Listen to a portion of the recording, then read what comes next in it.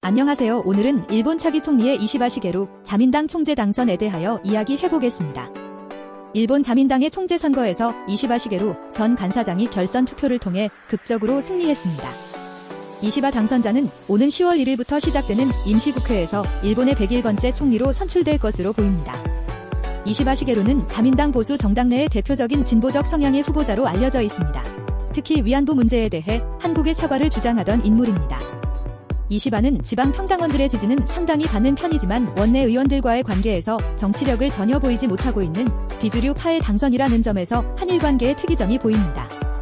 이 투표는 오후 1시에 시작되었고 1차 투표에서는 과반을 넘는 득표자가 나오지 않았습니다. 이시바 전 간사장은 국회의원과 당원으로부터 총 154표를 얻어 결선에 진출했습니다. 하지만 결선 상대인 다카이치와는 27표 차이로 뒤처져 있었고 국회의원 투표에서도 이시바는 46표, 다카이치는 72표로 큰 차이를 보였습니다. 그럼에도 불구하고 결선에서의 승리로 최종적으로 총재직을 차지하게 된 것입니다. 이시바 시게루가 총리로 선출되면 그의 정책 방향은 다음과 같은 몇 가지 주요 분야에서 나타날 것으로 예상됩니다. 경제 재건, 경제 구조 개혁을 추진할 가능성이 높습니다. 안보 및 방위 강화, 그는 일본의 방위력 강화를 지지해왔으며 자위대의 역할 확대와 같은 방안도 모색할 것으로 보입니다. 또한 미국과의 관계를 강화하고 지역 안보 협력을 증진할 것으로 예상됩니다. 사회복지 및 고령화 대책, 일본의 고령화 문제에 대응하기 위해 사회복지 정책을 강화하고 연금 시스템 개혁 및 의료 서비스 개선에 중점을 둘 것으로 보입니다. 환경 및 에너지 정책, 이시바는 환경 문제에 대한 인식이 높은 정치인으로 기후 변화 대응 및 재생 가능 에너지 확대를 위한 정책을 추진할 가능성이 큽니다. 정치 개혁, 정치 구조의 투명성을 높이고 공정성을 강화하기 위한 개혁을 지지할 가능성이 있습니다.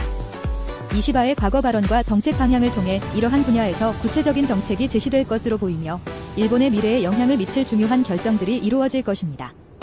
한일 관계, 그의 과거 발언에서는 한일 간의 신뢰 구축과 대화의 중요성을 강조해왔습니다. 이시바는 양국 간의 역사적 문제를 해결하기 위한 노력이 필요하다고 생각하며 이를 통해 미래 지향적인 관계를 발전시켜야 한다고 주장해왔습니다. 특히 경제 분야에서는 양국 간의 무역 및 투자 확대를 통한 상호 이익을 강조합니다. 그는 한일 간의 경제 협력이 양국 모두에게 긍정적인 영향을 미칠 것이라고 믿고 있습니다. 또한 한중일 네이토를 형성해야 된다고 주장하기도 했습니다. 안보 협력 측면에서도 북한의 위협에 공동으로 대응해야 한다는 입장을 가지고 있습니다. 이시바가 총리로 선출될 경우 그는 한일 관계의 발전을 위한 외교적 노력을 강화하고 역사 문제에 대해 보다 열린 자세로 접근할 가능성이 있습니다. 이러한 태도는 양국 간의 긴장을 완화하고 협력의 기반을 다지는 데 기여할 것으로 기대됩니다. 이시바 시게루는 한일 관계에 대해 비교적 실용적이고 협력적인 접근을 지지하는 정치인입니다.